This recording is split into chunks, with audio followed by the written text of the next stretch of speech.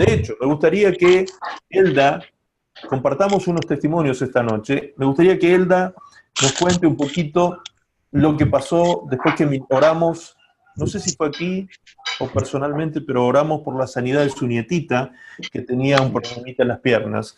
Le voy a pedir a Elda que por favor me cuente cómo le fue, porque tenía su revisión médica el día de ayer, si mal no recuerdo, o antes de ayer, en la ciudad de Bahía Blanca. Elda nos va a contar lo que el Señor ha hecho en su nietita. Bueno, Uma tenía un quiste de Baker en la pierna y oramos por ella y pasaron unos días y de repente la mamá vio, mi hija vio que el quiste había desaparecido. Así que no dudó, así que al otro día inmediatamente la llevó al médico. Al doctor acá en Tres Arroyos. El doctor Samón la miró y dice, yo no estoy loco, dice, yo vi el quiste, y mi hija dice, yo tengo la ecografía, y bueno, y cuando mi hija me comentó, le digo, bueno, yo tengo la foto también, de qué grande era el quiste en su pierna. Así que el médico, de igual manera, hacía unos días, una semana, él había pedido una interconsulta a Bahía Blanca. Así fuimos a Bahía Blanca y volvimos en el día, y allá la revisó la doctora Romina Malancado, la revisó, es una doctora especialista en articulación, ecógrafa. Nos dijeron que para el informe tenía que estar ese ecógrafo, así que cerca de la 1 de la tarde más o menos, la revisaron, le hicieron la ecografía, volvimos con la doctora, con la ecografía, a decir lo que nos dijo la ecógrafa, que la dejáramos de los médicos, que la nena estaba completamente sana, que el quiste había desaparecido, para la gloria de Dios. Así que muy contentos nos volvimos con esta noticia. Y bueno, y también oramos por el pastor, porque vimos que había quedado ese quiste que había desaparecido, una pierna más corta, una pierna más larga, y también le había quedado un piecito plano. Así que bueno, todo eso también desapareció. El pie más corto desapareció, tiene sus 2 piernas iguales, no tiene pie plano, tampoco existe para la gloria de Dios. Dios hizo en la vida de Uma. Gloria a Dios. Gracias al Señor. Dios es bueno. Gracias a Dios por ese milagro precioso. José, si tú quieres mutear tu sonido ahí, o sea, el tuyo, tu micrófono, mejor. Eso, así no se escucha el sonido ambiente. Muy bien. Eldita nos estaba contando entonces que este tema de las piernitas de su nieta, que tenía una displasia, tenía una pierna más corta que la otra por una pequeña displasia, y el tumor que tenía en su piernita, el Señor hizo un milagro precioso, sacó ese tumor, hizo desaparecer ese tumor para la gloria de Dios, y las piernitas fueron acomodadas y las dos están exactamente iguales. Así que gracias a Dios por estas cosas preciosas que Dios hace. ¿Por qué quería que contara Elda este testimonio? Porque estos son los milagros que están ocurriendo a distancia, ¿sí? Esto es lo que está sucediendo a distancia. ¿Tú puedes, Karina, mutear tu micrófono también, por favor? Así no se escucha el ruido ambiente tuyo. Muy bien. De esta manera, hermanos, de esta manera es como Dios está obrando en este tiempo, ¿sí? Estamos ministrando sanidad, milagro, liberación a través de los medios de comunicación, y el Señor está respondiendo de una manera extraordinaria. Dios está haciendo cosas maravillosas. Hoy me envió, ¿se acuerdan que hace unos miércoles atrás oramos por una señora que tenía cáncer, que estuvo aquí con su esposo, que el esposo estaba muy conmovido, que hasta las lágrimas por causa del cáncer que tenía su esposa? Muy bien. Quiero compartirles el audio que me envió hoy Él está en Buenos Aires en este momento y no podía estar en la reunión, pero me envió el audio, ¿sí? Así que vamos a compartir, voy a compartir el audio que me envió por Facebook. Ok. A ver si escuchan ustedes este audio. ¿Estamos? Bendiciones, pastor. Buenas noches. Le cuento. Luego de que finalizara mi esposa Alcira con los tratamientos de quimioterapia y radioterapia, fuimos a observaciones. ¿Escuchan? A control. Yo me vine para aquí, para Buenos Aires, por motivo de trabajo. Mi trabajo está aquí en una empresa en Vía Bariloche y mi base es aquí en Buenos Aires. Mi esposa fue a control y la palparon y aparentemente el tumor, por lo que dijo la médica, el tumor que tanto la afectaba a ella se retiró del intestino y ella ahora puede, digamos, mover el vientre casi con normalidad y se siente mucho mejor, ya no tiene más dolores.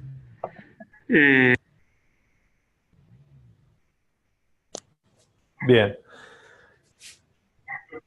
A ver si lo escuchamos de nuevo. Se cortó una parte. Vamos a ver si lo podemos escuchar de nuevo. ¿Qué tal? Buenas noches. Le cuento.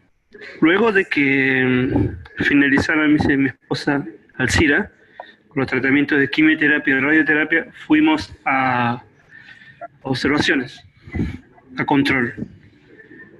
Yo me vine para aquí, para Buenos Aires, por motivo de trabajo.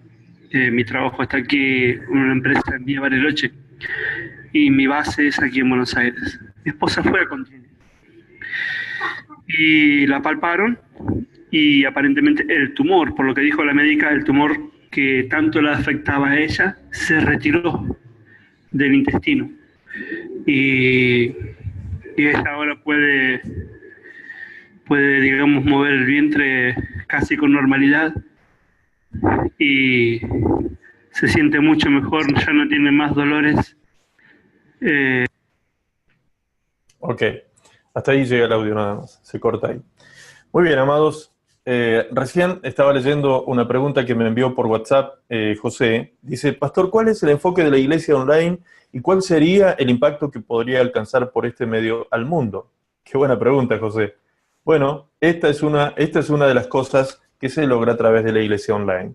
Este hermano con su esposa, Alcira, son de Mendoza, de la provincia de Mendoza, que está más o menos a la altura de la ciudad de Santiago, del lado de Chile, más o menos a esa altura, y esta señora estaba con un cáncer terminal, estaba en un estado grado 4, creo que nos dijeron, nos comentaron, y tenía un tumor en su vientre, en sus intestinos, creo que era lo que estaba produciendo esta situación. El hermano, el esposo de ella, Gabriel Pirini, algo así creo que era el apellido.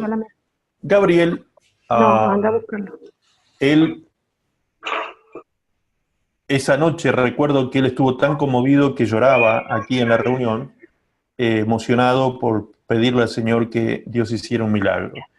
Y efectivamente, el Señor hizo el milagro y según los médicos, la única explicación que ellos tienen es que el tumor se retiró, ¿sí?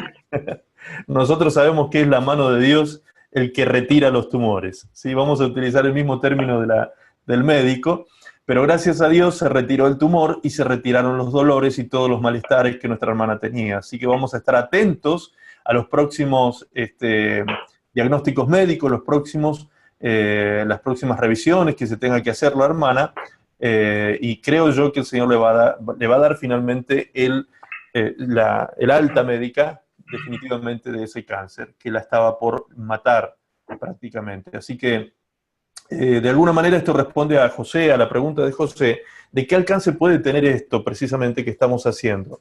Bien, hay gente que está entrando de distintas partes del mundo a estas reuniones y están recibiendo no solamente sanidad, milagros, sino que estamos ministrando durante la semana después personalmente a muchos de los que están aquí reunidos.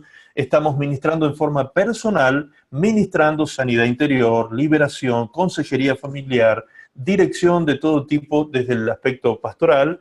Estamos haciendo todas estas tareas, que es lo que se hace con una iglesia local. Entonces, por eso las características de esta iglesia es eso.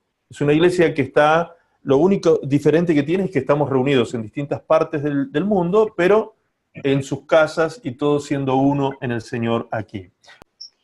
Muy bien. Vamos a ir a la palabra de Dios esta noche. Vamos a ir a la palabra del Señor esta noche. Después yo voy a subir las pautas en el grupo de Facebook y de WhatsApp de todas las personas que podemos invitar para que sigan invitando. No, vamos a ir a subir bien clarito las pautas, que eso era lo que estábamos conversando hace un rato, y hay varias otras situaciones, entonces no quiero detenerme demasiado tiempo en eso. Quiero compartirles la palabra del Señor, amados. Hemos venido compartiendo un tema muy interesante. Hemos venido compartiendo un tema que tiene que ver con la cobertura, ¿sí? El tema puntual era la cobertura. El título de este mensaje es "Hay coberturas y coberturas", entre comillas, ¿sí? Hablamos en los primeros 2 miércoles que hablamos sobre el tema cobertura, para hacer un rápido resumen, acerca de la cobertura del Espíritu Santo, la cobertura del Padre y la cobertura del Hijo, ¿sí? Recordarán ustedes que hablamos de estas 3 coberturas que tenemos todos los hijos de Dios. Allí está Belén, gloria a Dios, Dios te bendiga. Belén está entrando con video. Señor te bendiga, te estamos viendo, Belén, puedes saludar si quieres. Bien, se desconectó de nuevo. Ok. Entonces estamos compartiendo, como les decía, este tema de la cobertura. La palabra cobertura tiene un sinónimo que es la palabra cubierta. Y dijimos que la cobertura tiene que ver con algo que se pone sobre algo para proteger, para cuidar, para resguardar, ¿sí? Lo que hace la cobertura es cumplir esa función, poder proteger, resguardar, cuidar, ¿sí? Es de alguna manera una tarea pastoral. ¿Puedes cerrarme ahí, por favor, que no se escuche el audio, ¿verdad? Es de alguna manera una tarea pastoral. Entonces, vemos que en lo pastoral se involucra el Espíritu Santo, en lo pastoral se involucra el Padre, en lo pastoral se involucra el Hijo. Pero particularmente en cada uno de ellos encontramos distintos tipos de cobertura espiritual. Es decir, el Espíritu Santo nos brindaba una cobertura de unción, de poder, de consejo, de sabiduría, de temor de Dios. Ya pudimos pasar por todos esos análisis.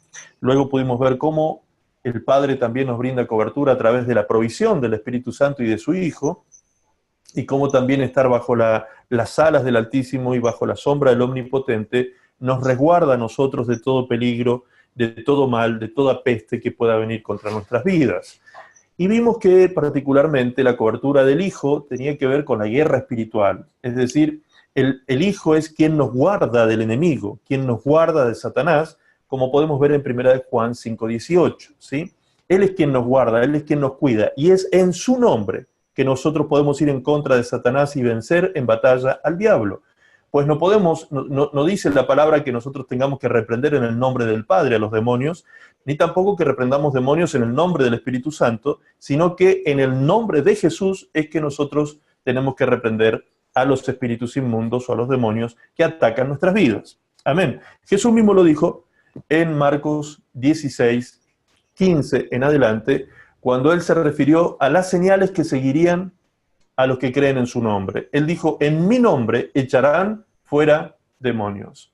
Es decir, está claro que es en el nombre de Jesús y no en el nombre del Padre ni del Espíritu Santo, ni en el nombre de algún ángel o en el nombre de alguna institución religiosa. No, es en el nombre de Jesús que nosotros vencemos al enemigo en batalla. Entonces, podíamos ver cómo la cobertura de estas 3 personas de la Trinidad, las 3 personas de la Trinidad, el Padre, el Hijo y el Espíritu Santo, nos brindan a nosotros una cobertura extraordinaria, espiritual, ¿sí? Con una cantidad de resguardos, una cantidad de provisiones, una cantidad de bendiciones extraordinarias. Por lo tanto, si solo contásemos con la cobertura del Padre, del Hijo y del Espíritu Santo, sería más que suficiente. Sería más que suficiente al sabernos bajo la cobertura de Dios en este sentido.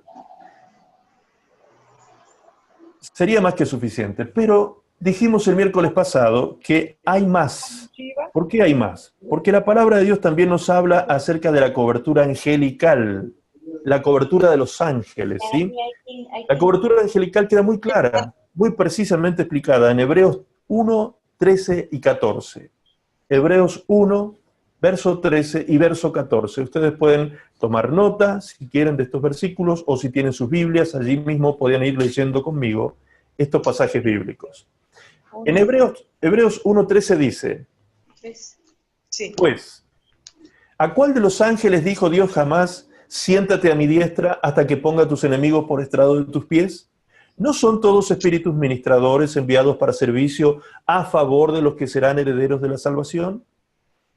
¿Sí? Es decir, lo primero que nos deja ver el libro de Hebreos es que los ángeles vienen para estar al servicio de nosotros. ¿En qué sentido están al servicio de nosotros? Pues justamente para prevenir cualquier tipo de males que nosotros no podemos ver venir. ¿Sí? Hay males que vienen contra nosotros, que son males espirituales, que son males que llegan por medio de espíritus inmundos que quieren atacarnos, y los ángeles trabajan resguardándonos de esos ataques espirituales también. También dice la palabra de Dios en Salmo 91, verso 9 y 12, dice, porque has puesto a Jehová, que es mi esperanza, al Altísimo por tu habitación, no te sobrevendrá mal, ni plaga tocará tu morada. Escuche lo que dice ahora, pues a sus ángeles mandará acerca de ti que te guarden en todos tus caminos. En las manos te llevarán para que tu pie no tropiece en piedra. Esta es la actividad angelical que Dios ordenó que ellos llevaran a cabo. Es decir, podemos ver en Hebreos que son seres espirituales que están a nuestro servicio. Ese servicio lo especifica el Salmo 91, dice que Dios manda a sus acerca de ellos nos guarden en todos nuestros caminos. Esto dice punto así, pues a sus ángeles mandará acerca de ti que te guarden en todos tus caminos. ¿Sí? ¿Por qué necesitamos que nos guarden en todos nuestros caminos? Porque es en los caminos de la vida que muchas veces nosotros elegimos, mal elegimos, donde corremos peligros hasta de muerte. El libro de Proverbios dice, hay caminos que al hombre le parecen rectos, pero su fin es camino de muerte. Muchas veces nosotros nos encontramos en estas malas decisiones de la vida, en muchas ocasiones nos encontramos decidiendo mal el camino a tomar, ¿sí? Y ante esa mala decisión, Dios envía a sus ángeles para que nos guarden y enderecen nuestro caminar, nos ayuden a enderezar lo torpe de nuestra vida, a ponerlo otra vez en las veredas de justicia, a entrar otra vez en razón, entrar otra vez en su voluntad. Los ángeles ayudan muchísimo en esta tarea, pues eso es lo que dice exactamente la palabra de Dios, que nos guarden en todos los caminos que nosotros llevamos a cabo en la vida. Todo camino que tomamos son decisiones que nosotros llevamos a cabo, y en esas decisiones es que el Padre envía a sus ángeles para que nos guarden en ese caminar de todos los peligros que aún nos pueden atacar por nuestras malas decisiones. Es decir, aún hasta la muerte, de la muerte Dios nos puede librar. Dice, en las manos te llevarán para que tu pie no tropiece en piedra. ¿Se da cuenta? Es decir, toda torpeza que nosotros tenemos en nuestra vida, que nos lleve a salirnos de la línea, que nos lleve a tropezarnos con obstáculos en la vida, los ángeles trabajan, dice, librándonos de esos tropiezos. Hay muchos tropiezos que usted y yo podríamos tener, muchos tropiezos que podríamos sufrir en la vida por causa de nuestras malas decisiones. Sin embargo, no ocurren porque hay ángeles que nos están guardando con su cobertura angelical de este tipo de tropiezos o de los destinos que podrían tener nuestras malas decisiones. Muchas veces somos libres, muchas veces el Señor nos guarda en nuestro caminar, nos saca del camino torpe por la actividad y acción de los espíritus santos, de los espíritus administradores que son los ángeles, ¿sí? Ángeles que han venido a servirnos en esta dirección. Entonces, tenemos una cobertura extraordinaria, sobrenatural esta cobertura. Y acá hay un punto muy interesante. Cuando digo sobrenatural, lo digo con todo el sentido de la palabra sobrenatural. Necesito explicar este punto, hermanos, por una cuestión de doctrina también en este tiempo, ya que ustedes seguramente en internet o en distintos lugares pueden escuchar, o en la televisión, muchas veces televisión cristiana, pueden escuchar la palabra sobrenatural. Está muy de moda hoy en día, ¿sí? La palabra sobrenatural. Todo es sobrenatural, ¿sí? Una cruzada de milagros sobrenatural, un congreso sobrenatural, pastores sobrenaturales, ministración sobrenatural, milagros sobrenaturales, bueno, todo es sobrenatural. No estaría mal decir sobrenatural hasta que llegamos a Dios. ¿Por qué? Porque lo sobrenatural es una dimensión que está sobre lo natural. Precisamente esa es la definición. Es una dimensión que está sobre otra dimensión que es la dimensión natural. A esa dimensión se la ha llamado en otros tiempos, si algunos de ustedes recuerdan o conocen al pastor Paul Chong-Gi-cho de Corea, él escribió un libro, unos cuantos libros, en realidad fue autor de muchos libros el pastor, pero en uno de sus libros se llamaba así, precisamente, La Cuarta Dimensión. La Cuarta Dimensión. Esa cuarta dimensión es en la que se mueven los espíritus, ¿sí? En esa cuarta dimensión. Esa es la dimensión sobrenatural, ¿ok? La dimensión nuestra, la dimensión humana, sería la tercera dimensión. La tercera dimensión sería esta dimensión en la que nosotros vivimos, la dimensión humana. La cuarta dimensión es la dimensión de los espíritus. Pero resulta que en la dimensión espiritual no solo se mueven ángeles, sino que también se mueven demonios. Por lo tanto, si una persona dice, como yo escuché, lamentablemente en una ocasión, escuché a un pastor orar en esta dirección, que decía, Señor, nos abrimos a lo sobrenatural, llamamos a lo sobrenatural, queremos vivir lo sobrenatural, nos abrimos a lo sobrenatural y lo llamamos a lo sobrenatural a nosotros. Muy bien, cuando esta persona oró así, ese día yo dije, wow, se está metiendo en problemas este pastor. Bien, ese pastor, lamentablemente, después cayó en pecado, perdió la iglesia, perdió el ministerio, fue un desastre. Y era un hombre bendecido, próspero, pero que él no quiso entender la importancia de utilizar bien las palabras, porque en el mundo espiritual, hermanos, las palabras son lazos. Usted habrá escuchado que la Biblia dice así claramente, las palabras son lazos para el alma, ¿sí? Lazos para el alma. Si alguno tiene concordancia en su Google, lo puede buscar en este momento y me dice el versículo porque no lo tengo anotado aquí en mi bosquejo, pero van a encontrar que dice la Biblia, las palabras son lazos, lazos. Proverbio creo que está eso. Las palabras son lazos, muy bien. Entonces en la esfera espiritual, en la dimensión del espíritu, las palabras tienen un peso, tienen una connotación. Las palabras tienen una carga espiritual. De hecho, Jesús dijo que sus palabras son espíritu. Recordarán ustedes eso, cuando Jesús dijo, mis palabras son espíritu y son vida.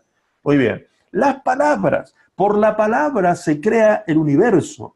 Por la palabra. Las palabras son sumamente importantes. La palabra tiene una carga divina inclusive, ya que Cristo mismo es la palabra encarnada de Dios, la palabra viviente, ¿sí? en esta tierra. Fue en esta tierra en ese tiempo. Entonces, la palabra es algo sumamente importante y no se puede utilizar livianamente. Proverbios 18:7. ¿Sí? ¿Está mi celular por ahí, hijo? Proverbios 18:7. Alguien que lo lea, por favor, si lo tiene, me lo lee. Proverbios 18:7. ¿Qué dice allí?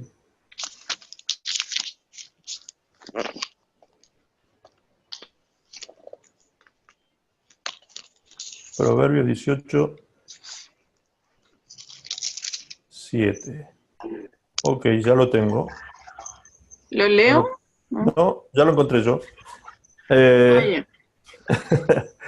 Ok, dice así. Dice, la boca del necio es quebrantamiento para sí, y sus labios son lazos para su alma. ¿Sí? Sus labios, es decir, de donde se pronuncian las palabras, son lazos para su alma. Cuando una persona habla con necedad en el área espiritual, en el mundo espiritual, en la esfera espiritual, sin darle a las palabras la importancia que tienen dichas palabras, se puede meter en problemas. ¿Por qué decimos esto? La palabra nos enseña que hay dimensiones, como estábamos explicando recién. Hay una dimensión que es del espíritu, una dimensión que es de la carne. La dimensión de la carne es la dimensión humana, nuestra dimensión.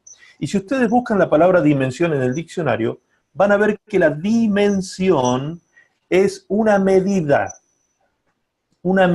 de longitud, ¿sí?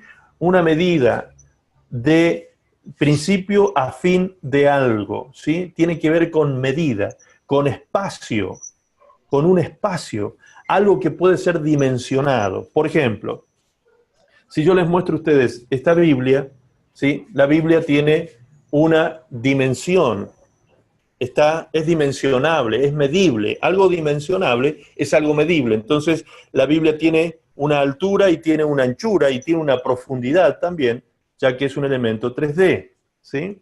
Estamos en este mundo 3D, como les decía. Todo en este mundo es dimensionable.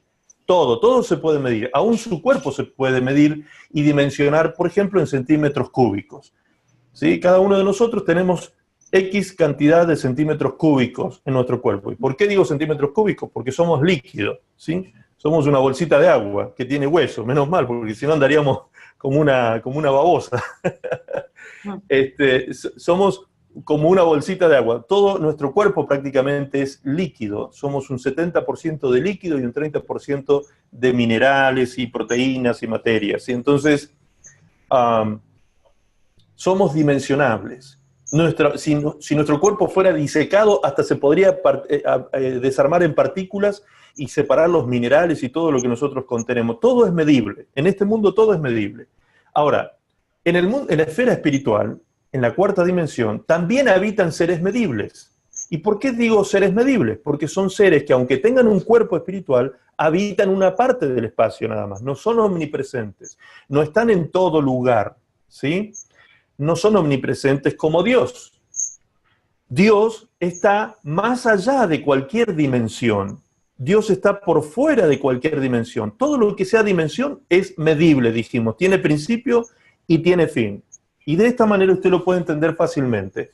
Si todo lo que es perteneciente a una dimensión tiene principio y tiene fin, pregunto, ¿Dios es dimensionable? ¿Dios tiene principio y tiene fin? No. No, exactamente. Entonces, si Él no es dimensionable, Él no pertenece a una dimensión, Él no está dentro de una dimensión sobrenatural, sino que Él está más allá de esa dimensión sobrenatural. Por eso, decir, por ejemplo, clamamos e invocamos al Dios sobrenatural, al poder del Dios sobrenatural. ¿Quién es el Dios sobrenatural? Analice un poquito. Si el Dios de los cielos no es dimensionable, es omnipresente, Él no es sobrenatural, que no puede estar dentro de esa dimensión, Él está más allá de esa dimensión. Está ahí, pero también está en todo. Entonces Él está por sobre toda dimensión. Entonces, ¿quién es? No, el Espíritu Santo es el Espíritu de Dios, Él está en todo lugar también. La Biblia habla de dos dioses.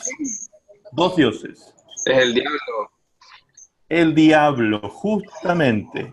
El Dios de este siglo. ¿Está escuchando con atención lo que digo? La Biblia habla de dioses, uno con mayúscula y uno con minúscula. El Dios con mayúscula es nuestro Dios eterno, que no tiene dimensión porque Él no puede ser dimensionado. Él es adimensional. Él no tiene medida, no tiene principio ni tiene fin. En cambio, el otro Dios, que la Biblia menciona en 2 Corintios 4:4, cuando dice, el Dios de este siglo es el que enceguece el entendimiento de los incrédulos para que no les resplandezca la luz del Evangelio de Cristo, ese Dios está escrito con minúscula. ¿Lo han notado? Que está escrito con minúscula allí. ¿De qué Dios está hablando allí? Del Dios de este siglo. ¿Y quién es el Dios de este siglo? Satanás, el diablo. Ahora, ese Dios, ¿en qué dimensión está? ¿En la del hombre o en la dimensión de los espíritus? En la dimensión de los espíritus, es decir, en la cuarta dimensión donde está lo sobrenatural. ¿Me entienden? Entonces Satanás es el Dios sobrenatural.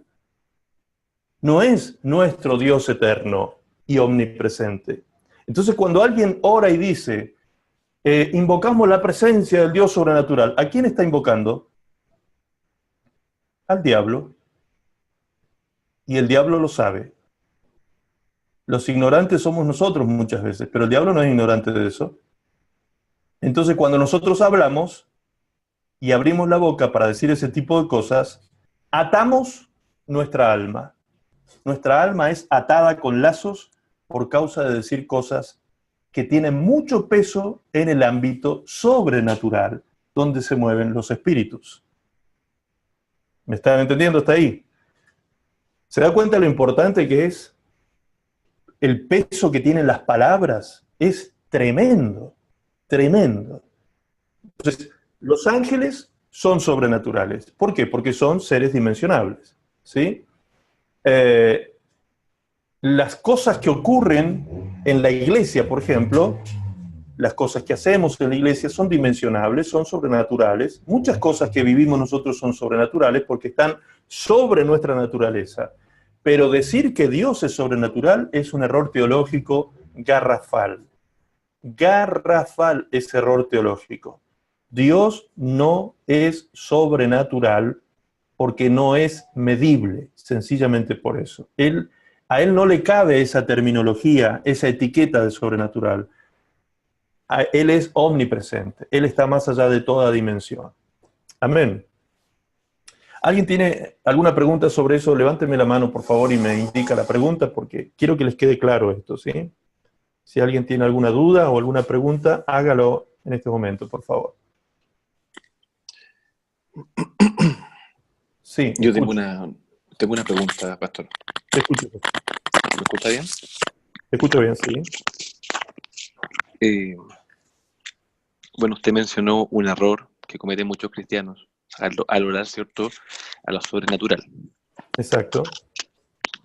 Entonces, ¿cuál debería ser la correcta oración en ese sentido? La que dijo Jesús. Jesús dijo, cuando ustedes oren, digan así. Estamos hablando de Mateo capítulo 6, verso 9, cuando Jesús enseñó a sus discípulos a orar y les dijo, digan de esta manera, Padre nuestro que estás en el cielo. ¿Sí? Padre nuestro que estás en el cielo. Es decir, a Dios nos tenemos que referir como a nuestro Padre celestial. Nos podemos referir a Él como a nuestro Padre eterno. Podemos invocar la presencia del Eterno en nuestras reuniones. Podemos invocar la presencia del Padre celestial. Podemos invocar la presencia del Dios todopoderoso. Podemos invocar la presencia del Dios sublime y soberano. Hay muchísimos títulos que le caben a Dios, teológicamente hablando, bíblicamente hablando, si no les gusta por ahí la palabra teológica, porque algunos sienten la palabra teología y sienten urticaria por ahí, pero bíblicamente hablando, a Dios le caben muchos títulos divinos y en ninguna parte ustedes van a encontrar la palabra sobrenatural refiriéndose a Dios. No existe en la Biblia tal palabra refiriéndose a Dios. Entonces tenemos muchos títulos con los cuales nos podemos referir o guiar o ir a Dios en oración y en adoración. ¿Sí? Pastor, tengo la última pregunta. Sí, por favor, José, pregunta. Hay mucha gente que he escuchado... ¿Puedes bajar la cámara, José, para verte? Porque no te veo. Sí, disculpen, es que estaba trabajando. Mire, yo conozco mucha gente que lleva muchos años en el ministerio. Ok. Y muchas veces pastores, salmistas, y dicen, le damos la bienvenida al Espíritu Santo. Correcto. ¿Eso bíblicamente es correcto, pastor? Muy buena pregunta también. ¿Han escuchado ustedes los audios, hermanos? Le pregunto a todos los que están en la sala ahora, los audios que le envié al grupo de WhatsApp y al grupo de Facebook hace unos días, hablando del Espíritu Santo. ¿Quiénes escucharon, por favor? ¿Quién más escuchó? ¿Catalina, tú escuchaste? No. ¿Jackson tampoco? Melba No tampoco. entero. Ok, les sugiero que escuchen esos videos, esos audios. Esos audios, respondiendo a José, esos audios, en esos audios, yo hago la distinción de lo que Jesús dijo refiriéndose al Espíritu Santo con nosotros y al Espíritu Santo en nosotros. ¿Sí? Quizás eso va a responder a José estas preguntas. Luego, José, yo te las voy a compartir por WhatsApp, te voy a compartir esos audios para que tú los escuches, porque vas a ver que hay una diferencia entre decir el Espíritu Santo con y el Espíritu Santo en nosotros. Y eso lo mencionó Jesús, proféticamente hablando, en el libro de, ya mismo lo vamos a buscar, a ver, en la Biblia, vamos a buscar en, eso está en Juan capítulo 14. Juan capítulo 14, en el versículo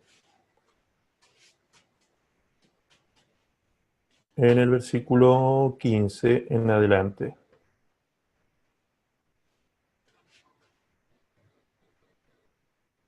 Bien, fíjense lo que dice allí. Juan capítulo 14, verso 15, 16 y 17. Dice así. Jesús hablando dijo estas palabras. Si me amáis, guardad mis mandamientos. Y yo rogaré al Padre y os dará otro consolador para que esté con vosotros para siempre. Para siempre. En eso hay que prestar atención. Para siempre. El Espíritu Santo va a estar con nosotros para siempre, con los hijos de Dios. Y el versículo 17 dice, el Espíritu de verdad, así lo llamó Jesús al Espíritu Santo, el Espíritu de verdad, al cual el mundo no puede recibir, porque no le ve ni le conoce, pero vosotros le conocéis, porque mora con vosotros. La palabra mora significa vive, habita, ¿sí? Mora, habita con vosotros y estará en vosotros.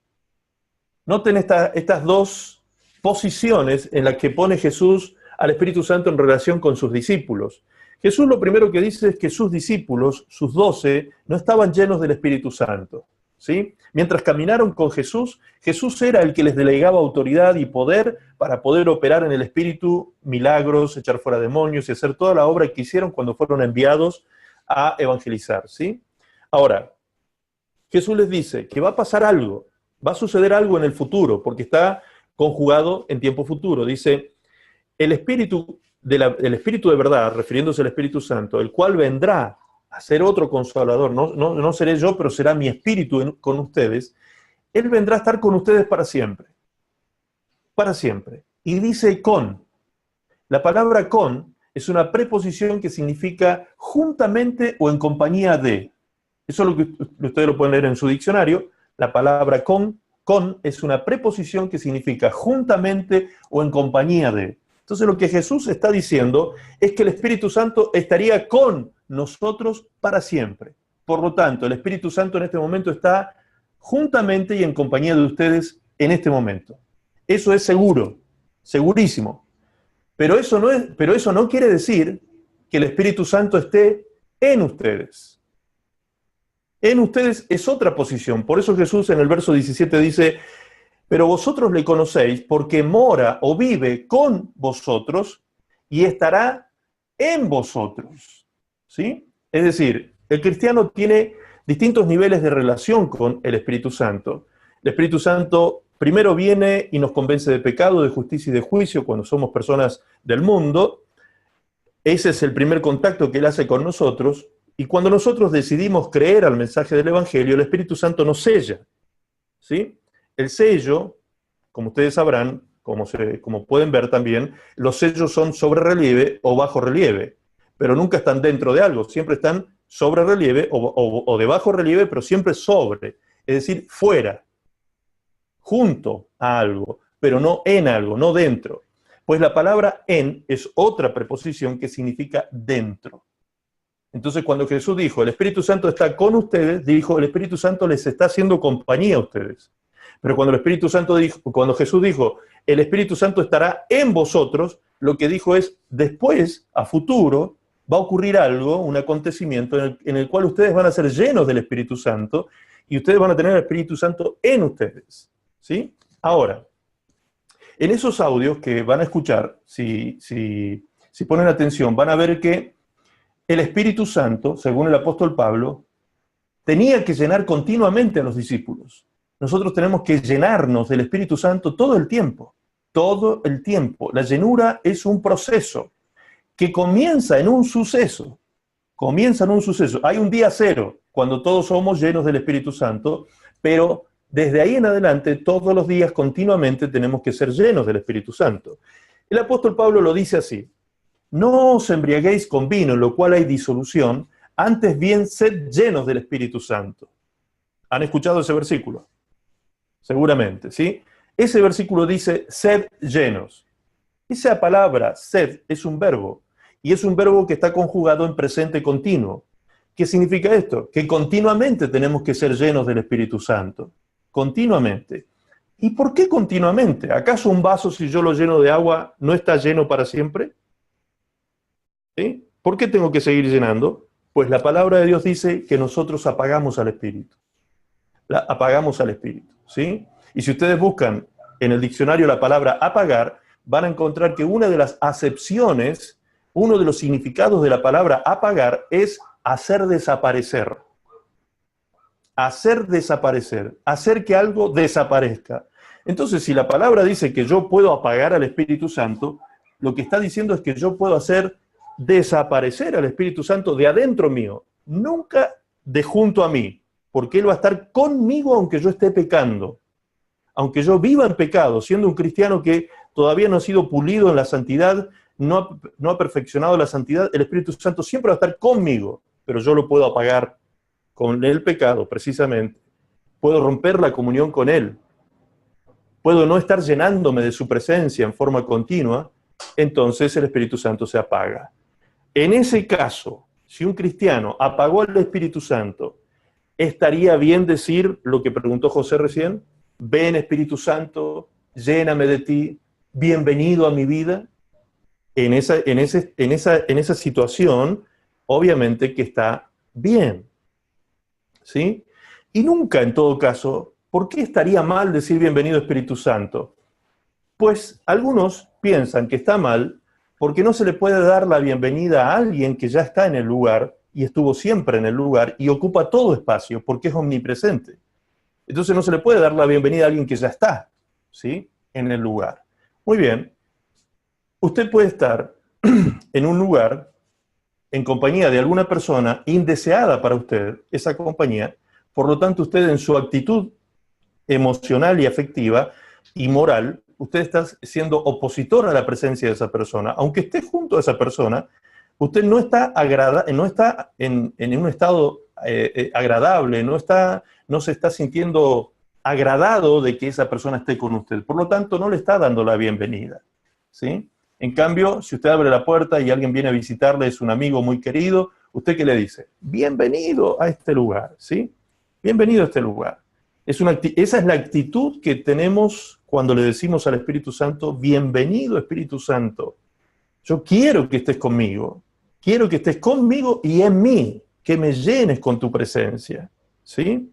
Eres muy bienvenido a esta casa, a mi vida, aunque yo sé que desde el punto de vista teológico el Espíritu Santo ya está ahí, ya está con ustedes, a donde quiera que ustedes se encuentren, el Espíritu Santo está con ustedes. Ahora, la garantía de que esté en ustedes, eso yo no lo sé en este momento. Ustedes van a poder chequear si el Espíritu Santo está en ustedes cuando escuchen estos audios, que son 7 audios que yo subí a un grupo de análisis bíblico, donde nos reunimos un grupo de pastores a analizar temas de esta índole. Allí cuando escuchen los audios ustedes van a ver la diferencia entre una persona llena del Espíritu Santo y una persona que el Espíritu Santo está con él solamente, ¿sí? Muy bien, vamos a ir avanzando en el tema de hoy. No sé si José te quedó más o menos claro o te di respuesta a esto. ¿Sí? Ok. Después te voy a enviar los audios para que quede mucho más claro todavía. Pastor, disculpe. Sí. Yo tengo una pregunta cortita.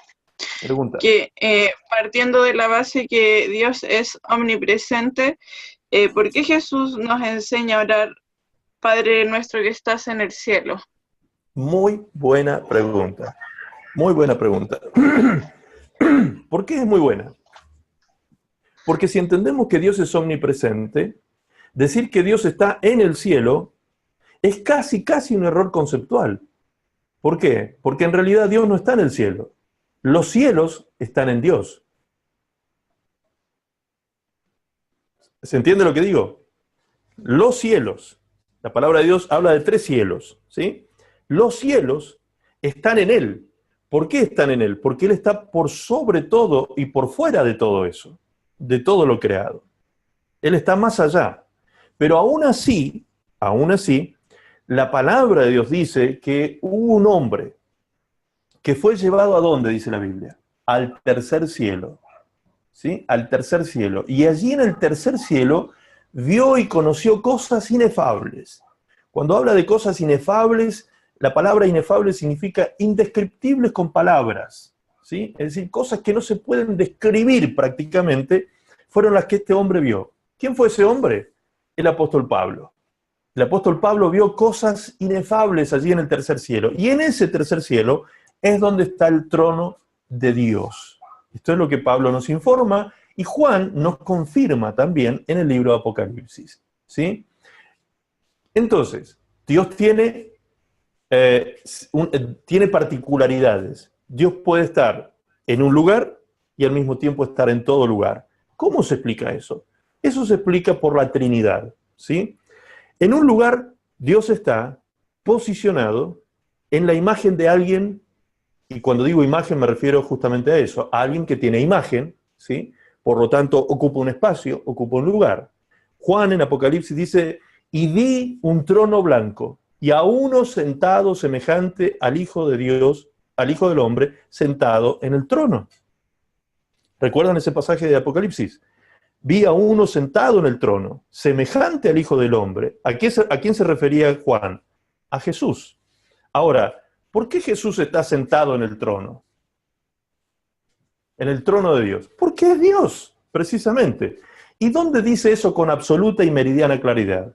En Colosenses 1:15. Por favor, alguien que lo lea. Colosenses 1, versículo 15. Allí van a leer exactamente quién es Jesús. Ese versículo habla de Jesús. De Jesús.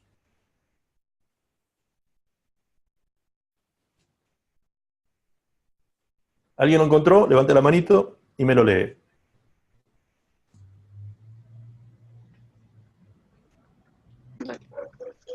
¿Qué dice Catalina? Dice, Diego. Él es la imagen del Dios invisible, el primogénito de toda creación. ¿De quién está hablando ese pasaje, ese versículo? De Jesús. De Jesús. ¿Qué dice Diego? Él, Jesús, ¿quién es? Él es la imagen del Dios invisible, el primogénito de toda creación, el cuerpo de Dios. Exactamente. Esa es la respuesta teológicamente correcta. Cristo Jesús, el Cordero de Dios, el Hijo del Dios Altísimo. Él es Dios, dice la palabra, y Él es una parte de Dios. ¿Cuál es esa parte? La imagen del Dios invisible. Es decir, el Dios invisible está en todo lugar, pero al mismo tiempo está en un lugar. ¿Dónde está en un lugar? En su Hijo. ¿Sí? En su Hijo, que es la imagen de ese Dios invisible que está en todo lugar. Esta es la particularidad de la Trinidad de Dios. Dios tiene, Él dice en su palabra, en Génesis 1:26, allí dice, hagamos a Dios a nuestra imagen y semejanza. Cuando dice hagamos a Dios, fíjense, noten, lo primero es que Dios está dialogando con alguien, porque dice hagamos, ¿sí? Dice hagamos al hombre, pero dice a nuestra imagen y a nuestra semejanza. Si uno lee el original en hebreo, ese pasaje dice, y dijo Elohim. Elohim es Dios en plural. Es decir, Dios estaba hablando con Él mismo. La Trinidad estaba conversando en ese momento. Allí estaba el Padre, allí estaba el Hijo, allí estaba el Espíritu Santo. Y cuando el Padre o el Espíritu Santo dijeron, yo creo que allí fue el Padre, no lo dice con claridad el versículo, pero creo que el Padre que estaba guiando la creación, dijo, hagamos al hombre a nuestra imagen. Cuando Él dijo a nuestra imagen, ¿A la imagen de quién nos iba a hacer a nosotros? A la imagen de ellos, de nuestra imagen, dice, es decir, en plural. Entonces, son tres cosas o tres esencias que deberían haber en nosotros. Una que tiene imagen, que se ve, y dos que no tienen imagen, como el Espíritu Santo y el Padre son espíritu, no tienen imagen, ¿sí? Dos esencias espirituales, podríamos decir. Ahora, dice la palabra de Dios que el hombre es cuerpo, dígase imagen, espíritu y alma. Entonces, ya te doy, Diego. Entonces, si somos espíritu, cuerpo y alma, el cuerpo es la imagen, el espíritu y el alma son las dos esencias espirituales, tal como Dios.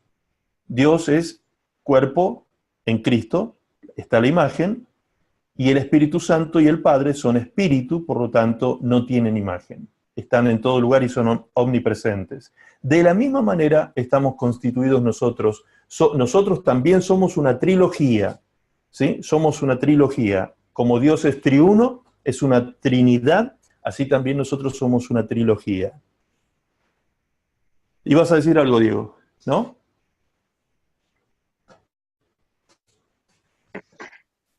Algo que me cuesta es diferenciar a Dios del Espíritu Santo.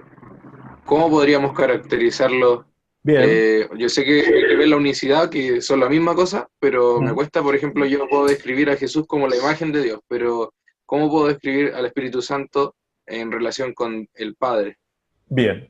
Una forma de verlos por separados a los tres es el pasaje de Lucas cuando Jesús va al Jordán a ser bautizado. ¿Sí? Lucas capítulo 3. 3 y 4 de Lucas. ¿Qué dice allí? Que cuando Jesús fue al Jordán y descendió las aguas, allí estaba descendiendo el Hijo. ¿Sí? El Hijo estaba descendiendo las aguas. En ese momento el Espíritu Santo descendió en forma corporal como de paloma sobre Jesús. En ese momento. Y en ese mismo momento, mientras el Espíritu Santo estaba sobre Jesús en forma corporal como de paloma, se escuchó una voz del cielo que decía, este es mi Hijo amado, en quien tengo complacencia. Entonces ahí vemos al Padre hablando desde los cielos, al Espíritu Santo viniendo sobre Jesús y al Hijo en las aguas del bautismo. ¿Bien? Correcto. Ahí podemos ver a la Trinidad trabajando en un solo momento, trabajando los tres en una sola actividad, que era venir a salvarnos a nosotros. Eso es maravilloso. Gloria a Dios. Muy bien. Aunque se ha ido un poquito para otros lados el tema, ha sido bien interesante estas preguntas que han hecho, muy buenas preguntas, y vamos a volver al tema cobertura. Dijimos entonces que tenemos la cobertura del Espíritu Santo, la cobertura del Padre, la cobertura del Hijo y la cobertura de los ángeles. Extraordinario. Esa es una cobertura sobrenatural, la de los ángeles, ¿sí? No la de Dios. La de Dios es divina, es omnipresente. En cambio, la de los ángeles, esa sí la podemos llamar cobertura sobrenatural. En otros momentos vamos a hablar de autoridades, niveles de autoridad espiritual, y ahí ustedes, en un PowerPoint les voy a mostrar los distintos niveles que hay en el mundo espiritual y van a ver dónde ustedes están posicionados, dónde dice Dios que ustedes están posicionados, la autoridad que ustedes tienen por estar en esa posición. Es maravilloso, es extraordinario tener conocimiento de eso. Muy bien, ahora vamos por favor a la cobertura de los ministros. La cobertura de los ministros, ¿sí? Dice la palabra de Dios en Efesios, capítulo 4. Versículo 11 en adelante. Allí dice, él mismo, refiriéndose a Jesús, el mismo Señor constituyó a unos apóstoles, a otros profetas, a otros evangelistas, a otros pastores y maestros, a fin de perfeccionar a los santos para la obra del ministerio, para la edificación del cuerpo de Cristo, hasta que todos lleguemos a la unidad de la fe y del conocimiento del Hijo de Dios, a un varón perfecto, a la medida de la estatura de la plenitud de Cristo, para que ya no seamos niños fluctuantes, llevados por doquiera de todo viento de doctrina, por estratagema de hombres que para engañar emplean con astucia las artimañas del error, sino que, siguiendo la verdad en amor, crezcamos en todo aquel que es la cabeza, esto es, Cristo, de quien todo el cuerpo, bien concertado y unido entre sí por todas las coyunturas que se ayudan mutuamente, según la actividad propia de cada miembro, recibe su crecimiento para ir edificándose en amor. Muy bien. Los ministros entonces son los que brindan cobertura que tiene que ver con la didascalia, como le llama la palabra griega, lo que tiene que ver con la enseñanza, con la parte docente dentro del cuerpo de Cristo, ¿sí? Los ministros van a venir a darnos una protección de conocimiento. ¿Por qué protección de conocimiento? Porque cuando no tenemos conocimiento, estamos vulnerables, ¿sí? Cuando no tenemos conocimiento de algo, estamos vulnerables. Por ejemplo, en el ámbito espiritual. Si usted no tiene conocimiento de lo que decíamos recién, de la posición que usted tiene en Cristo, de la autoridad que usted tiene en Cristo, de lo que un hijo de Dios puede y no puede hacer en el mundo espiritual, si usted no tiene conocimiento bíblico claro sobre ese punto, usted está vulnerable a los ataques del maligno, porque es la ignorancia, la oscuridad que a nosotros nos permite ser vulnerables. En cambio, cuando viene el conocimiento, viene la luz, y cuando viene la luz, junto con la luz, viene la libertad. Jesús dijo en Juan 8, versos 31 y 32, que si permanecemos en su palabra, seremos verdaderamente sus discípulos. Y el verso 32 dice, y conoceréis la verdad, y la verdad os hará libres. Entonces, la libertad es la consecuencia ¿de qué? De conocer, de entender, de percibir, de discernir las cosas espirituales, ¿sí? Cuando conocemos la verdad nos hace libres. ¿Y cuándo conocemos la verdad? ¿Qué dijo Jesús? Cuando permanezcamos en su palabra. Entonces, para conocer la verdad es importante conocer la palabra. ¿Y qué estableció Dios en su iglesia para que los santos, es decir, todos los hijos de Dios, conozcan esta verdad? Pues Dios instituyó y estableció a los ministros, pastores, profetas, evangelistas, maestros, apóstoles. Comenzando por los apóstoles, que fueron los primeros en poner el fundamento doctrinal, como dice Efesios 2:20. En Efesios 2:20 dice allí que la iglesia está cimentada, fundada sobre el fundamento apostólico y profético. ¿Amén? Ese es el fundamento.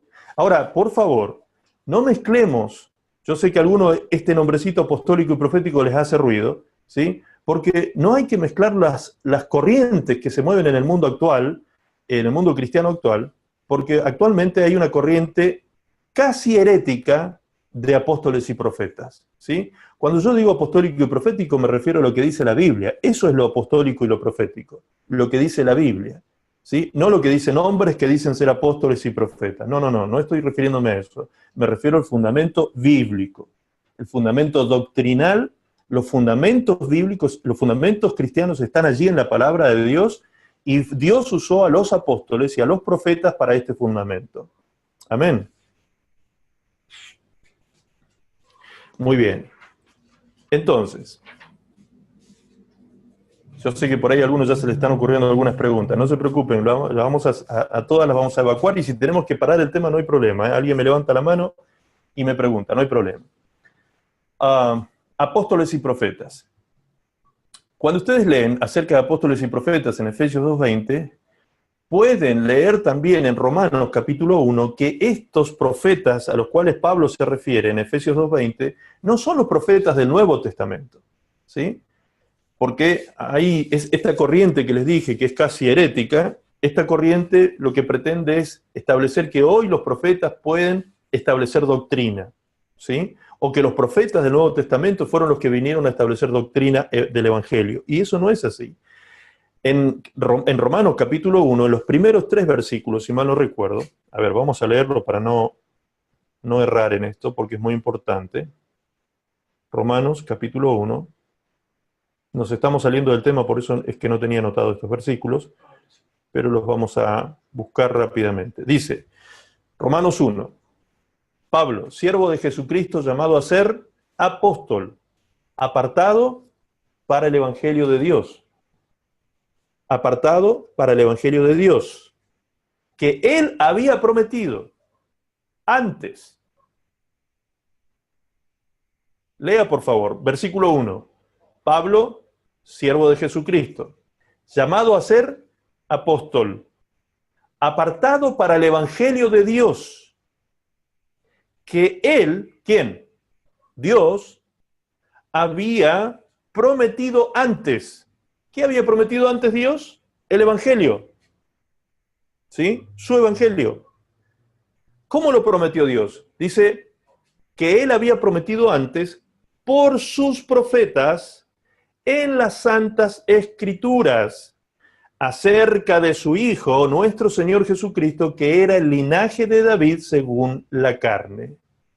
¿Sí? Entonces, ¿de qué profeta está hablando allí? De los que ya estaban incluidos en las Santas Escrituras.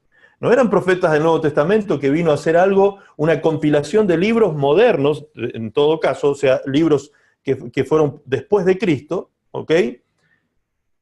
Aquí Pablo está hablando de los profetas del Antiguo Testamento. Estamos hablando de profetas mayores y profetas menores, que hablaron proféticamente de Cristo Jesús y de todo lo que significaría este evangelio, esta buena noticia, este mensaje de las buenas noticias de salvación a toda la humanidad. Por ejemplo, ustedes pueden leer Isaías 7:14, allí dice cómo iba a venir a nacer el Salvador.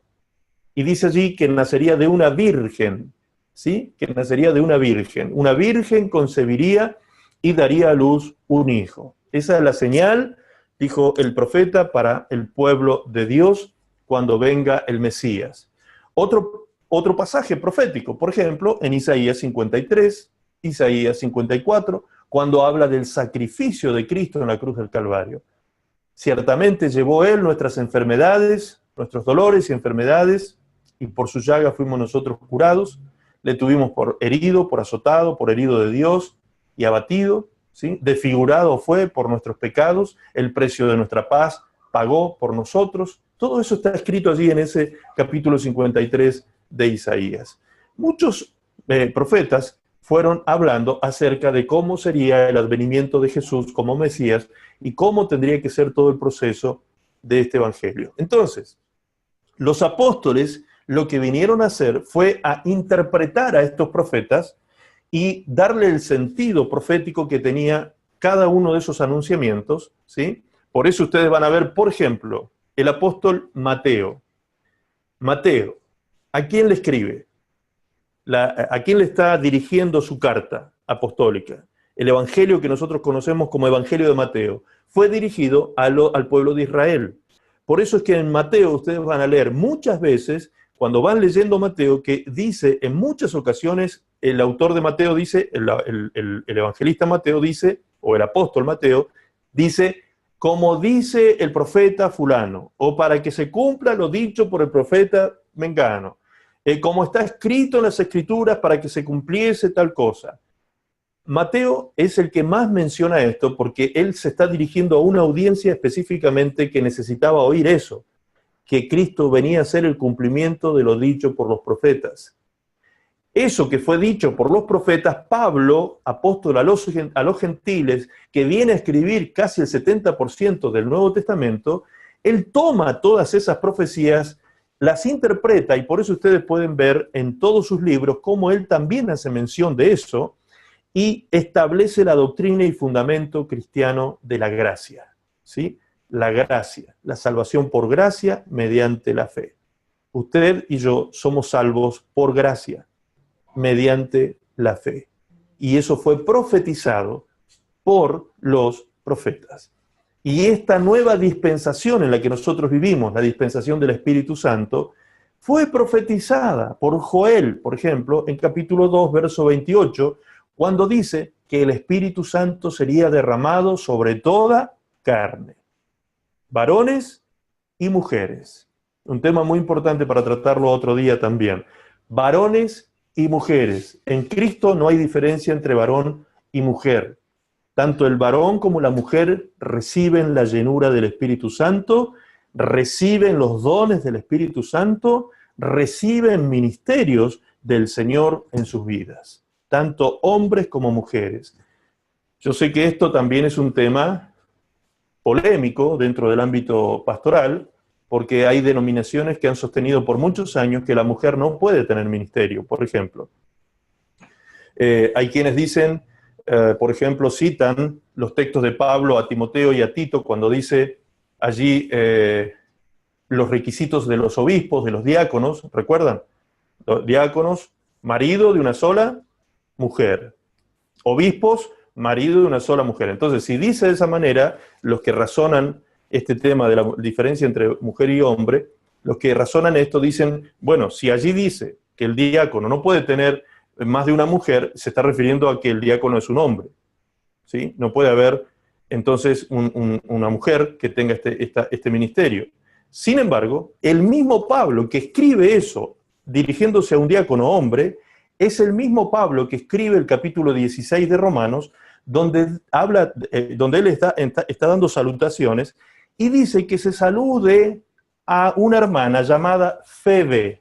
No sé si ustedes recuerdan. Romanos capítulo 16, se los voy a leer. Dice, versículo 1, os recomiendo, dice Pablo. Fíjense, hasta cuenta con la recomendación del apóstol. O sea, sería tremendo que el apóstol Pablo recomendara a cualquiera de nosotros. Tener la recomendación del apóstol Pablo sería una credencial gigantesca en el mundo espiritual, ¿sí? Y Pablo solo recomienda a una mujer, en este caso. Dice, os recomiendo. Además, nuestra hermana Febe, la cual es diaconisa de la iglesia en Cencrea. ¿Y entonces? ¿Qué pasó con que el diácono tenía que ser varón nada más? Aquí vemos una mujer diaconisa. Vemos mujeres profetizas, porque ese es el nombre correcto. La Biblia utiliza el nombre correcto para la mujer profeta. Nosotros decimos actualmente a la mujer profeta. Se le dice hoy en día, ¿sí? La profeta tanto, la profeta mengano, la profeta sutano. No se dice profeta a la mujer se le dice profetiza. El título de profeta es para varón y para mujer es profetiza. Y la Biblia habla de profetizas. Y no solo de profetizas, la Biblia habla de la pastora Priscila. Ustedes recordarán, Priscila y Aquila.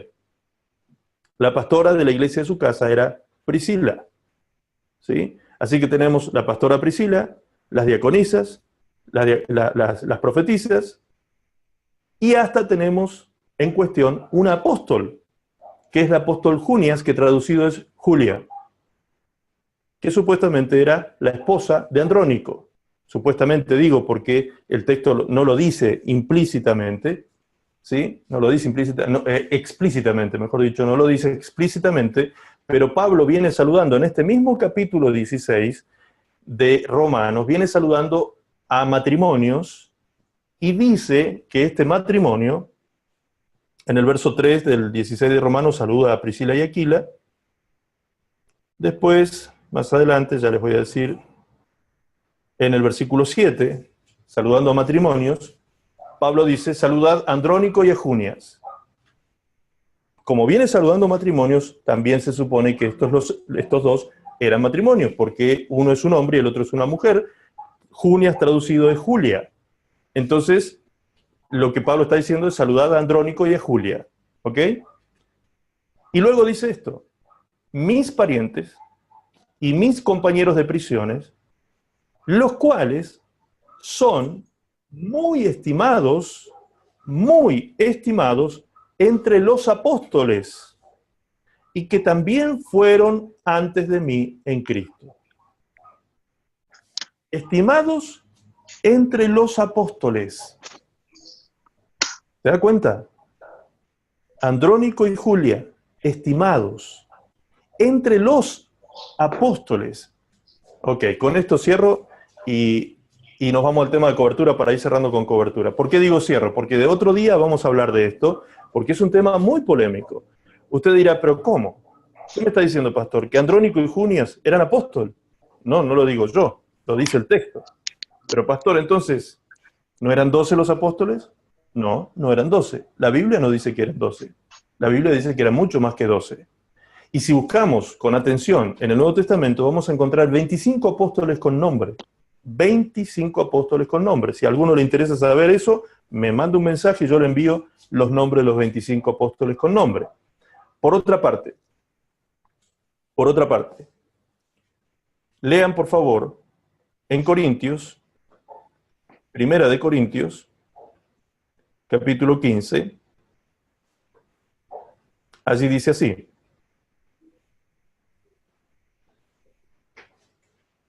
Dice, además, hermanos, presten mucha atención porque esto es tremendo, esto que les voy a decir aquí. Dice, además, hermanos, os declaro, hermanos, dice, además os declaro, hermanos, el evangelio que os he predicado, el cual también recibisteis, en el cual también perseveráis, por el cual, asimismo, si retenéis la palabra que os he predicado, sois salvos, si no, creísteis en vano. Porque primeramente os he enseñado lo que asimismo recibí. ¿Sí? ¿De quién recibió Pablo la revelación del evangelio y de todo lo que había sucedido con Jesús? Directamente del Señor Jesucristo. ¿Sí? Él no tuvo intermediarios. El Señor mismo le enseñó a Pablo todo lo que le reveló todo lo que él tenía que hacernos saber a nosotros. ¿Qué fue lo que él recibió?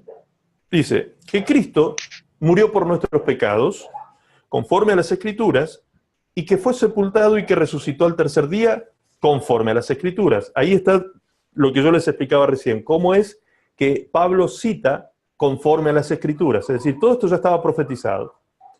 Muy bien. Versículo 4.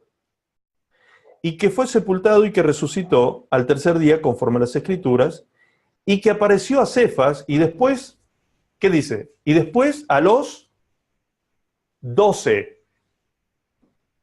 ¿A cuántos se les apareció Jesús resucitado? A los 12. ¿A los 12 qué? A los 12 apóstoles. Epa, aquí ya aparece un tema controversial. ¿Cómo a los 12? ¿No era que Judas ya se había ahorcado? ¿Ya se había muerto? Bien, eso es lo que usted vio en las películas, pero en la Biblia no dice eso. En las películas vemos a Judas que va y se ahorca antes de que Jesús resucite, pero la Biblia no dice eso. La Biblia dice que Jesús se apareció a los 12. Entonces, ¿quién estaba incluido ahí? Judas estaba incluido ahí. Por eso Judas es hijo de perdición. Eso tiene una profundidad teológica tremenda. ¿Por qué? Porque nadie se puede perder sin saber del Cristo resucitado. Sin saber del Cristo resucitado. La palabra dice en Romanos 10:9, dice así: si confesares que Jesús es el Señor y creyeres en tu corazón que Dios le resucitó de los muertos, serás salvo. Entonces, para que una persona tenga su fe completa para salvación, tiene que creer en el Cristo resucitado. No solo en el Cristo crucificado, sino en el resucitado. Por lo tanto, si Judas no hubiese visto a Cristo resucitado, no habría tenido oportunidad de salvación como corresponde. Entonces aquí el texto nos dice que Judas lo vio a él resucitado. Por eso es hijo de perdición. ¿Por qué? Porque Judas vio a Jesús hombre, a Jesús el Cristo, a Jesús milagroso, a Jesús crucificado y a Jesús resucitado. Y aún así no se arrepintió. Aún así. Imagínense que usted hubiese sido Judas. Si usted hubiese visto a Jesús resucitado, después que lo entregó, lo crucificaron, usted vio cómo lo mataron y después le aparece a usted delante suyo, ¿usted se habría arrepentido? Sería tremendo eso, ¿no? Bien, Judas decidió autocondenarse y se suicidó. Se autocondenó y se suicidó. Antes que arrepentirse, se suicidó. Eso es terrible. Ahora algunos en este momento estarán haciendo memoria de dos cosas. Cuando yo hablo de esto, en las iglesias muchas veces, lo primero que se dice es, pero ese era Matías. No. Matías vino a ser elegido en el capítulo 1 del libro de los Hechos, después de que Jesús resucitado había ascendido a los cielos. ¿Sí? una vez que Jesús ascendió a los cielos, recién ahí a Pedro se le ocurrió elegir al sucesor de Judas. Es decir, que Judas se murió antes de que fuera elegido Matías y después de haber visto a Jesús resucitado, lo cual pudo haber llevado ese proceso 39 días aproximadamente. ¿Por qué? Porque Jesús se apareció durante 40 días resucitado a sus discípulos. Entonces, Judas pudo haberse matado inmediatamente después de que lo había resucitado el primer día. Y después, 39 días más tarde, o un poco más, eligieron a Matías. ¿Me entienden? Ahora, también dice, algunos recuerdan, cuando el Evangelio dice que Jesús se le apareció a los 11 y les reprochó su incredulidad, ¿se acuerdan? Entonces allí dice 11, y por eso toma fuerza la idea de que Judas no estaba presente. Pero no, la Biblia dice claramente en otro Evangelio, en el Evangelio de Juan, dice que el que faltaba ese día que se le apareció a 11, el que faltaba no era Judas. ¿Quién era el que faltaba? Tomás, Dídimo, el incrédulo. Ese era el que faltaba. Por eso en el Evangelio de Juan dice claramente, cuando se le aparece otra vez Jesús, porque Jesús se le apareció muchas veces, cuando se les vuelve a aparecer Jesús, en ese momento dice, ahora estaba presente Tomás. En esta ocasión estaba presente Tomás. O sea, ahí estaban los 12. ¿Me entiende? No es fácil de entenderlo, ¿eh? No se preocupe si no lo entiende ahora. Lo vamos a ver más adelante seguramente, porque yo tengo un mensaje muy fuerte sobre ese tema, que es muy vigente en los días de hoy para los cristianos actuales, para no terminar siendo hoy un Judas más. ¿Sí? Así que lo vamos a ver más adelante también. Ahora, el punto no era Judas, el punto no era los 12, el punto era que hay más de 12 apóstoles. ¿Sí? Aquí vemos que Pablo dice que se le apareció a los 12. Pero siga leyendo, por favor, en 1 Corintios 15, versículo, leímos hasta el 5. ¿Qué dice el 5? Y que apareció a Cefas y después a los 12. Después apareció a más de 500 hermanos a la vez, de los cuales muchos viven y otros ya duermen. Después apareció a Jacobo, ¿y después a quién? A todos los apóstoles. Si el texto dice a todos, y antes dijo Pablo que se había presentado ante los 12, y después dice a todos, entonces ¿cuántos eran los apóstoles? ¿Se da cuenta que no eran solamente 12? Bien, en principio, para que quede claro este asunto, y ya vamos a ir cerrando el mensaje de la cobertura, porque nos vamos a pasar toda la noche, sino aquí. En principio, apóstol, del griego apostolos, apostelos, tiene que ver con enviado con una misión. Entonces, ¿cuándo Jesús le cambia el nombre a sus discípulos? Se los cambia en Mateo 10, en Lucas 9 y en Lucas 10. ¿Por qué se los cambia? Porque en esos pasajes dice que Jesús los envió con una misión. De 2 en 2, a todas las ciudades de alrededor, a anunciar el reino de Dios, sanar enfermos y echar fuera demonios. ¿Sí? Entonces, en ese momento se transformaron en apóstoles. Ese fue el momento en que ellos se transformaron, que Cristo los llama o los denomina apóstoles. Capítulo 9 de Lucas. Pero en el capítulo 10 de Lucas, ¿qué pueden ver ustedes allí? Que Jesús, después de enviar a 12, envió a otros 70, con la misma misión, con el mismo poder, con la misma autoridad, para hacer exactamente lo mismo. Predicar el Evangelio, sanar enfermos y echar fuera demonios. Es decir, que estos 70, 72 dicen algunas versiones bíblicas también fueron llamados apóstoles. Porque el texto dice, y llamó a otros 70, es decir, se está refiriendo a los 12 primeros que eran apóstoles. Ahora llamó a otros 12 y los envió, es decir, los llamó a esos discípulos también a ser apóstoles. Quiere decir entonces que ya no eran solo 12, sino que ahora eran 70 más. Ya tenemos 82 u 84 apóstoles. ¿Por qué? Porque todos fueron enviados con una misión. ¿Hay alguno más? Bien. Acabamos de leer que Jesús se apareció resucitado a más de 500 hermanos, pero no todos eran apóstoles. ¿Sí? ¿Quiénes eran los apóstoles? Los que eran enviados con una misión. ¿Quiénes fueron enviados con una misión después de los 70? Los 120, donde estaban incluidos ya los 70 y los 12, los 120 aproximadamente que fueron reunidos en el día de Pentecostés. A ellos Jesús les dijo, quédense en Jerusalén y esperen hasta que el Espíritu Santo venga sobre ustedes. Cuando el Espíritu Santo venga, ustedes me serán testigos en Jerusalén, en Judea, en Samaria y hasta lo último de la tierra. ¿Sí? En Hechos capítulo 1, verso 8, Jesús anuncia esto a 120 personas, que las envía a todas las naciones con una misión de predicar el Evangelio, sanar enfermos y echar fuera demonios. Exactamente lo mismo. ¿Me van entendiendo hasta allí? Ok, perfecto. ¿Me pueden hacer con el dedito para arriba si me entienden? ¿Hasta ahí? Perfecto. El dedito de Karina no lo veo. Está congelada la imagen de Karina, me parece. Muy bien. Vamos a... Ahí está Karina, ahí se movió tu imagen. ¿Entendiste, Cari? ¿Me haces con el dedito para arriba? Acá en la iglesia virtual, el amén es así. Cuando yo digo amén, hacen así. Eso, muy bien. Gloria a Dios.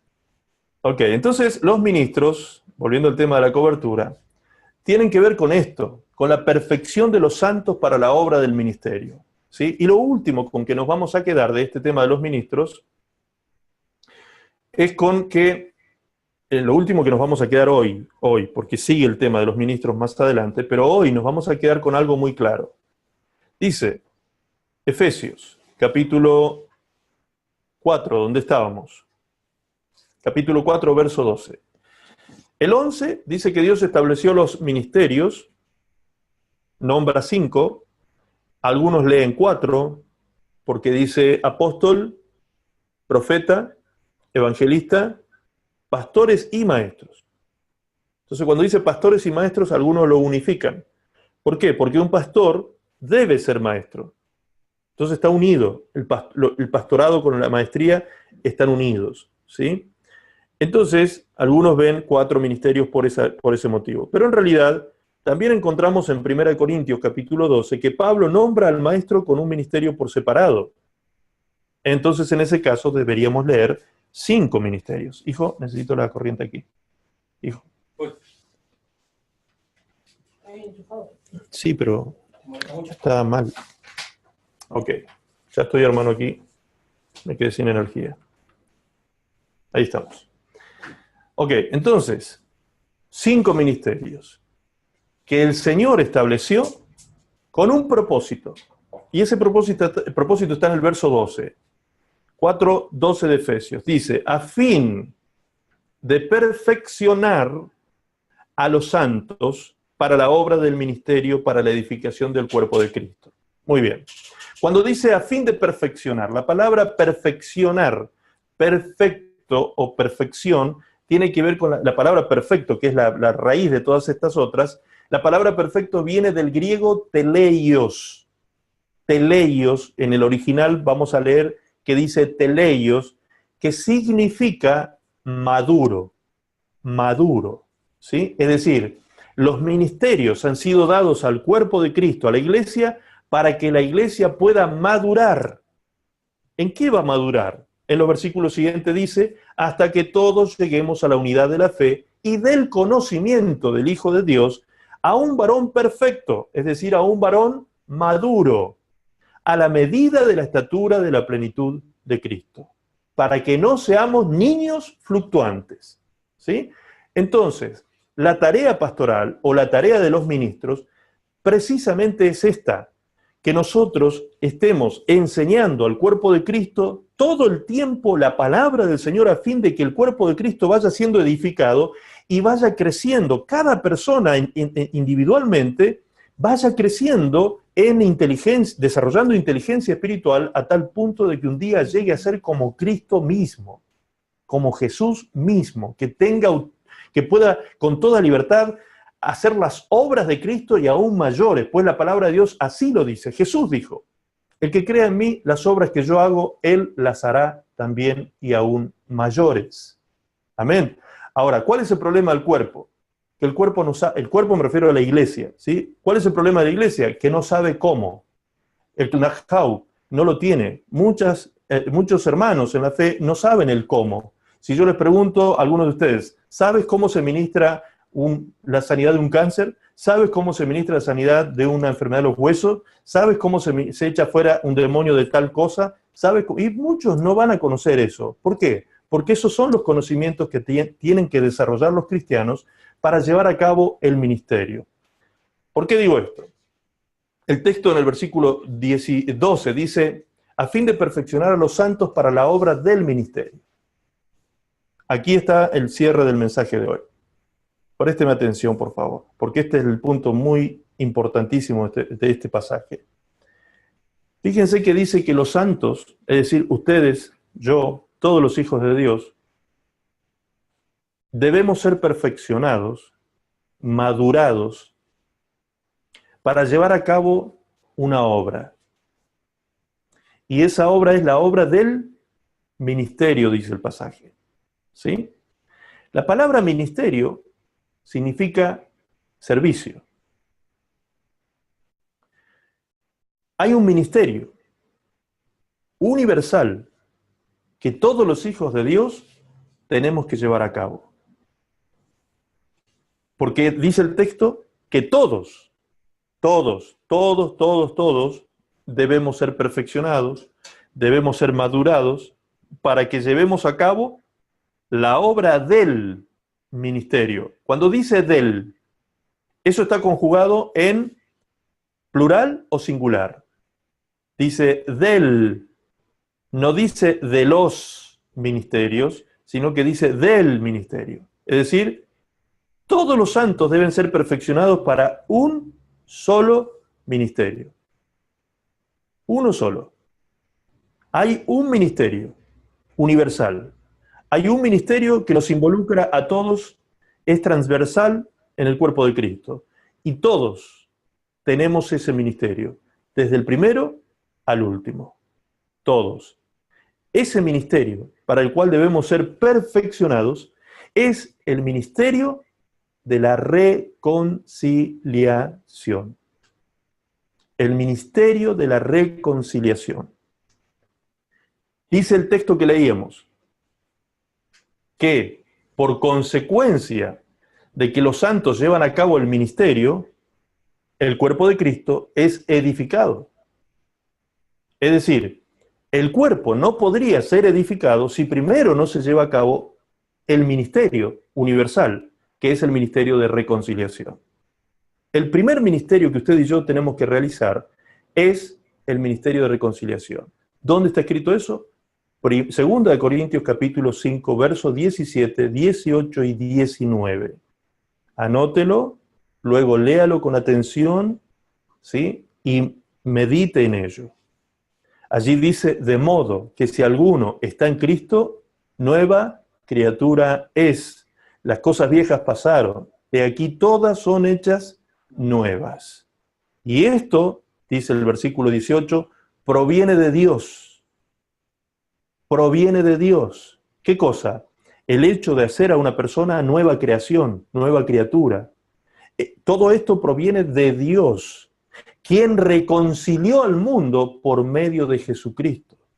Y nos encargó a nosotros, dice el texto, la palabra y el ministerio de la reconciliación. Las dos cosas, la palabra y el ministerio de la reconciliación. Ese ministerio nos encargó, dice, a nosotros, lo dice en forma plural. A todos nosotros nos encargó Dios el ministerio de la reconciliación. Por eso es un ministerio que todos tenemos. Alguien puede tener ministerio pastoral, otro ministerio de maestría, otro ministerio evangelístico, no importa. Todos pueden tener distintos ministerios y servicios, distintos dones y distintas ocupaciones y funciones dentro del cuerpo de Cristo, pero todas esas son distintas.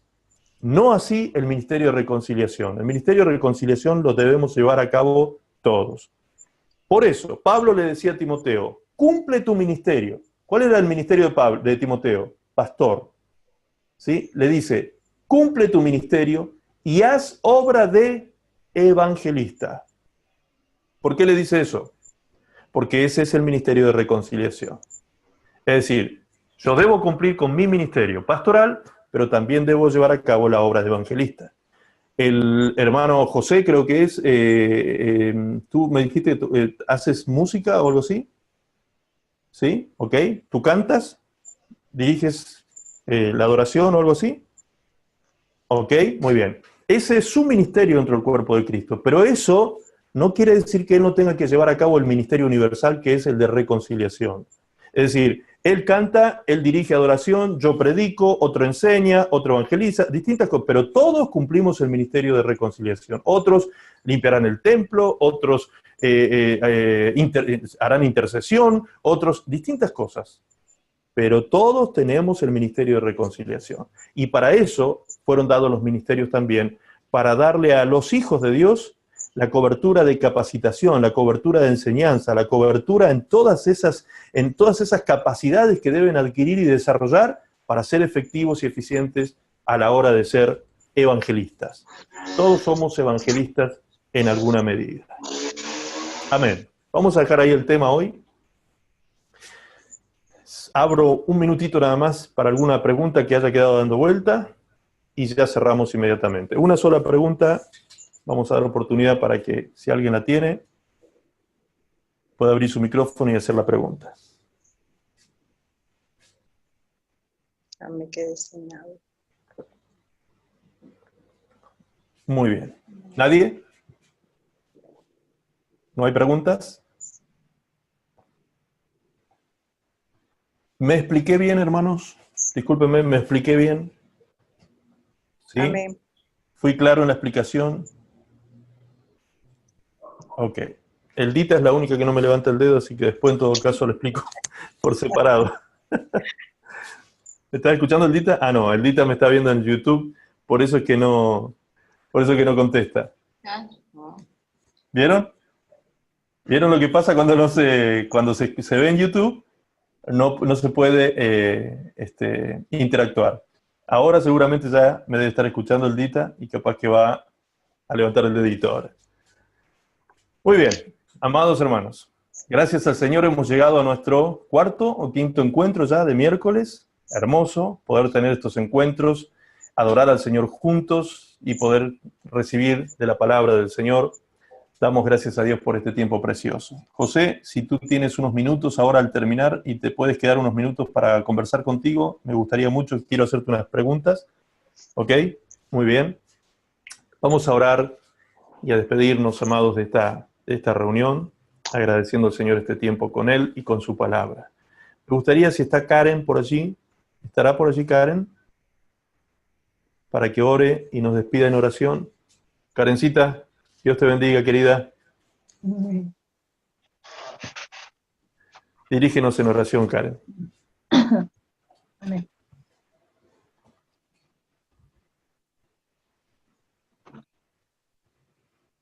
Amado Dios, gracias te damos, Padre Santo, porque podemos, Señor, estar unidos, Señor, a través del Espíritu Santo, Señor, en las distintas naciones, Señor. Gracias, Padre, por atraernos a ti con cuerdas de amor.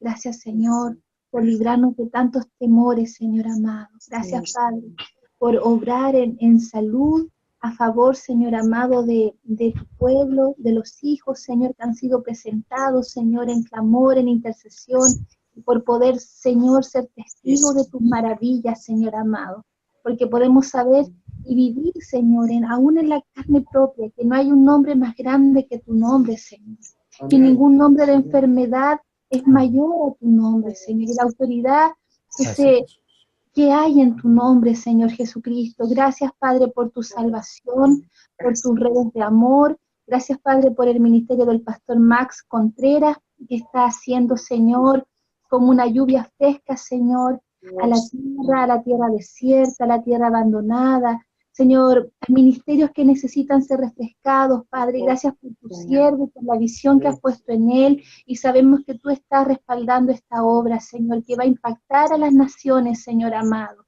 Nuestra tierra de América Latina, Señor, es bendecida por, Señor, este manto de unción que has puesto en el pastor Max, en su esposa Betty, Señor amado. Y nosotros, Señor, estamos bajo este manto tuyo, Padre, a través de la vida de nuestros pastores. Gracias, Señor, por tu amor, tu misericordia, Señor. Bendiga la salud de su pueblo, Padre. Bendiga la salud de su siervo que predica su palabra. Señor, restaura, Señor, todo aquello que tiene que ser restaurado. Y bendíganos, Padre, para ser de bendición, Padre. Declaro, Padre, en el nombre poderoso de Jesús, que somos prosperados por tu palabra, Señor amado. Este año es un año en que tú abres los cielos para tus hijos, Señor, para tu pueblo, para nosotros, Señor.